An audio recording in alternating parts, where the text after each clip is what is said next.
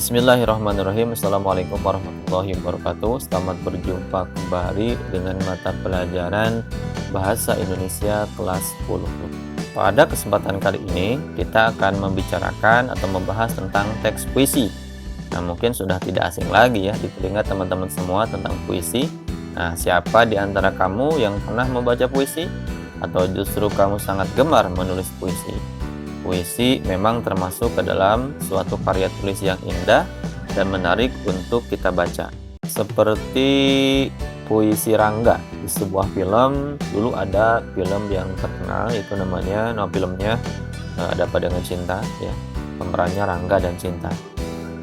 Ini sebuah film yang menarik perhatian banyak remaja Indonesia. Namun, sudah tahukah kamu apa itu pengertian puisi sebenarnya?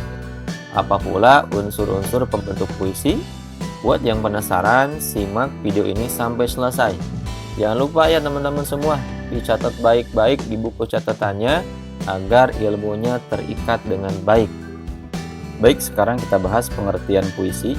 Pengertian puisi adalah teks atau karangan yang mengungkapkan pikiran dan perasaan penyairnya dengan mengutamakan keindahan kata-kata.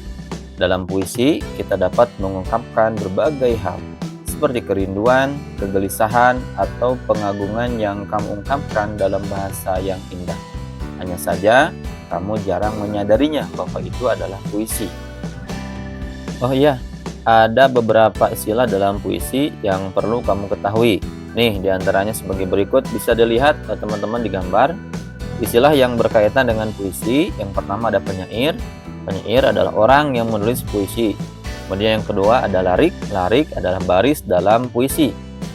Kemudian bait. Bait adalah kumpulan dari larik. Nah, kalau licentia poetica adalah kebahasaan yang diberikan sastrawan, khususnya penyair untuk memanipulasi penggunaan bahasa.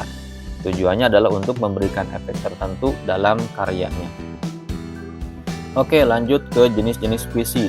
Terdapat beberapa jenis puisi berdasarkan cara penyair mengungkapkan isi atau gagasannya, yaitu puisi naratif, puisi lirik, dan puisi deskriptif. Yuk kita bahas satu persatu. Satu, puisi naratif. Puisi naratif adalah puisi yang mengungkapkan cerita atau penjelasan penyair. Puisi naratif terbagi menjadi dua, yaitu ada balada dan romansa. Wah, apa tuh bedanya? Nah, balada adalah jenis puisi yang bercerita tentang orang-orang perkasa maupun tokoh pujaan. Contoh puisi balada ini pernah ditulis oleh W.S. Rendra yang berjudul Balada Orang-Orang Tercinta. Jenis puisi yang kedua adalah puisi lirik. Puisi lirik adalah puisi yang mengungkapkan berbagai perasaan penyairnya. Puisi lirik dibagi menjadi 3 macam, yaitu ada elegi, ada serenada, dan ada ode. Elegi adalah puisi yang mengungkapkan perasaan duka dari si penyairnya. Contohnya Elegi Jakarta karya Asrul Sani. Selanjutnya, serenada adalah sajak percintaan yang dapat dinyanyikan. Nyanyian serenada ini tepat dinyanyikan pada waktu senja. Contohnya puisi Serenada Biru karya W.S. Rendra. Terakhir, ode. Ode merupakan jenis puisi yang berisi pujian yang dapat ditunjukkan untuk seseorang, suatu hal, maupun suatu keadaan. Contohnya puisi yang ditulis oleh Chairil Anwar yang berjudul Diponegoro. Jenis puisi yang ketiga yaitu puisi deskriptif. Puisi deskriptif adalah puisi di mana penyair bertindak sebagai pemberi kesan terhadap suatu keadaan, peristiwa, benda maupun suasana yang menarik perhatiannya. Puisi deskriptif terbagi menjadi dua, yaitu ada satire dan puisi kritik sosial. Satire adalah puisi yang mengungkapkan perasaan tidak puas penyair terhadap suatu keadaan, tetapi dengan cara menyindir atau menyatakan hal yang sebaliknya. Contohnya puisi karya Kiai Haji A. Mustafa Bisri yang berjudul Negeriku.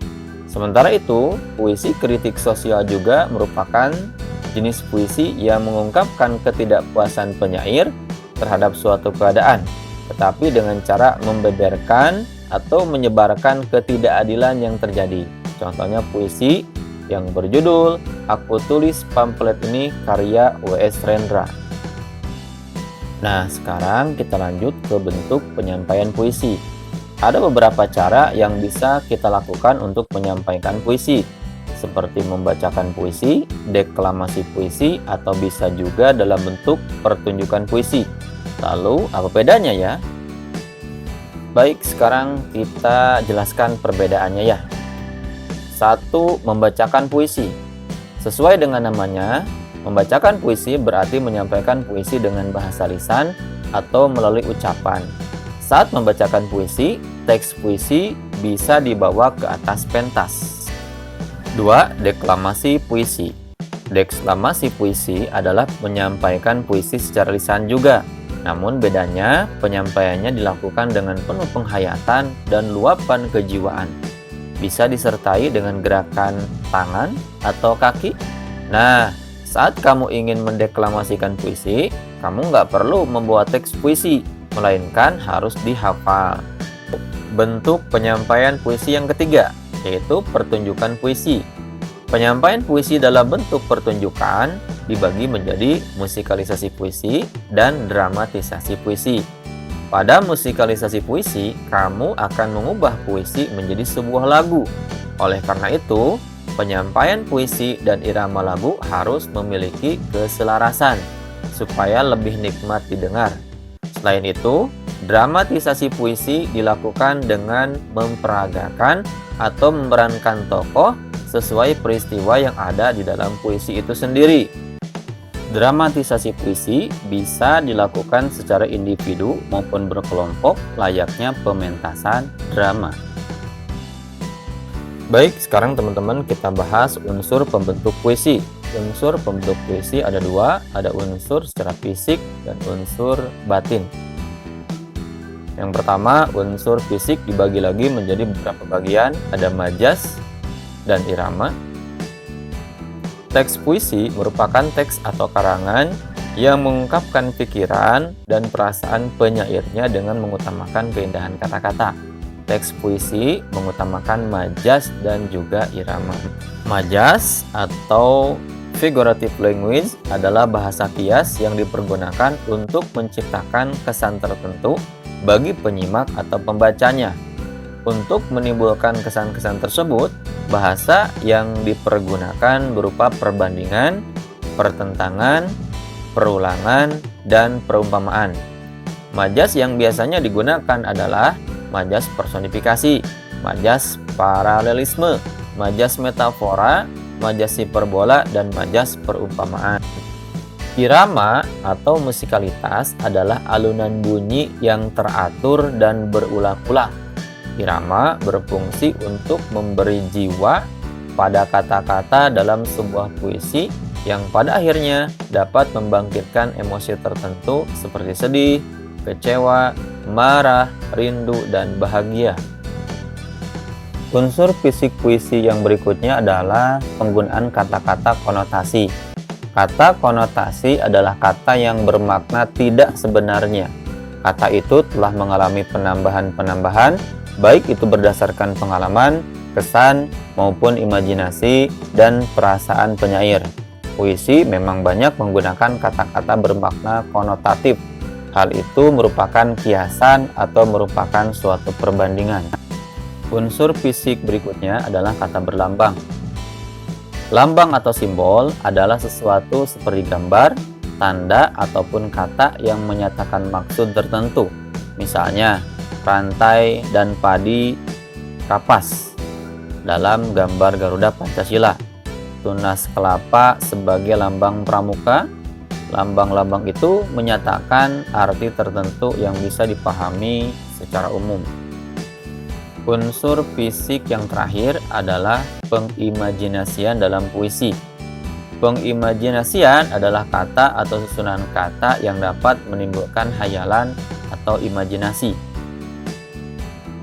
Dengan daya imajinasi tersebut, pembaca seolah-olah merasa, mendengar, atau melihat sesuatu yang diungkapkan penyair. Kata-kata yang digunakan penyair membuat pembaca seolah-olah mendengar suara, atau imajinasi auditif, kemudian melihat benda-benda atau imajinasi visual, atau meraba dan menyentuh benda-benda atau imajinasi taktil. Unsur fisik yang berikutnya adalah unsur batin. Unsur batin yang pertama ada tema. Tema adalah gagasan pokok yang ingin diungkapkan oleh penyair. Tema biasanya tersirat dalam keseluruhan isi puisi. Tema yang diungkapkan merupakan penggambaran suasana batin atau juga berupa respon penyair terhadap kenyataan sosial budaya. Unsur batin yang berikutnya adalah nada dan suasana. Nada mengungkapkan sikap penyair terhadap pembaca, sedangkan suasana adalah keadaan jiwa pembaca setelah membaca puisi akibat psikologis yang ditimbulkan puisi terhadap pembaca. Nada dan suasana puisi saling berkaitan karena nada puisi menimbulkan suasana terhadap pembacanya. Yang berikutnya adalah perasaan dalam puisi. Puisi mengungkapkan perasaan dari penyair. Jika penyair hendak mengungkapkan keindahan alam, maka sebagai sarana ekspresi, ia akan menggunakan imaji-imaji, majas serta diksi yang mewakili makna tentang keindahan alam. Unsur batin yang terakhir adalah amanat. Amanat merupakan suatu pesan yang ingin disampaikan penyair dalam puisinya. Pesan tersebut dihadirkan dalam ungkapan yang tersembunyi. Amanat akan selaras dengan tema dari puisi tersebut. Nah teman-teman, ini ada contoh puisi, judulnya Diponegoro, karya seorang penyair terkenal namanya Chairil Anwar. Coba kita baca ya puisi ini. Ini puisi yang tegas, jadi bacanya harus tegas. Diponegoro, di masa pembangunan ini, Tuhan hidup kembali dan bara kagum menjadi api. Di depan sekali Tuhan menanti, tak gentar lawan banyaknya 100 kali. Pedang di kanan, keris di kiri, berselempang semangat yang tak bisa mati. Maju! Ini barisan tak bergedang berpelaru, kepercayaan tanda menyerbu. Sekali berarti sudah itu mati. Maju! Bagimu negeri menyediakan api, punah di atas menghamba, binasa di atas ditindas. Sungguh pun dalam ajal baru tercapai.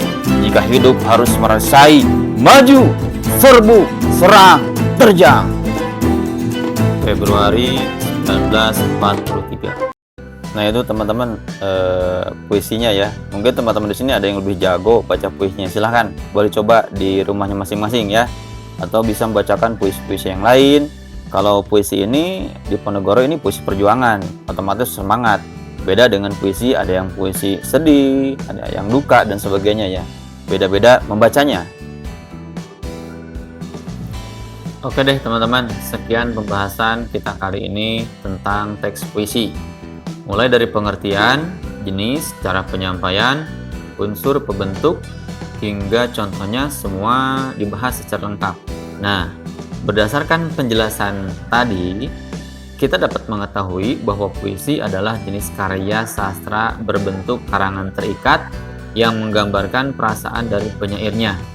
Maksudnya adalah puisi biasanya dibatasi aturan-aturan seperti yang sudah dijelaskan di atas. Tentu sudah paham kan?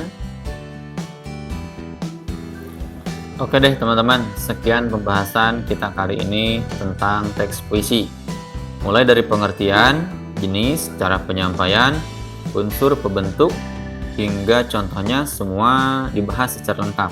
Nah, berdasarkan penjelasan tadi, kita dapat mengetahui bahwa puisi adalah jenis karya sastra berbentuk karangan terikat yang menggambarkan perasaan dari penyairnya.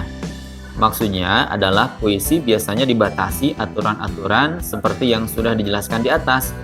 Tentu sudah paham kan? Nah, itulah teman-teman materi tentang teks puisi. Semoga materi ini bermanfaat. Silahkan, kalau ada yang ditanyakan, boleh tanyakan di kolom komentar ya. Terima kasih. Assalamualaikum warahmatullahi wabarakatuh. Oh ya lupa, terima kasih kepada teman-teman semua yang sudah subscribe, like, share channel ini.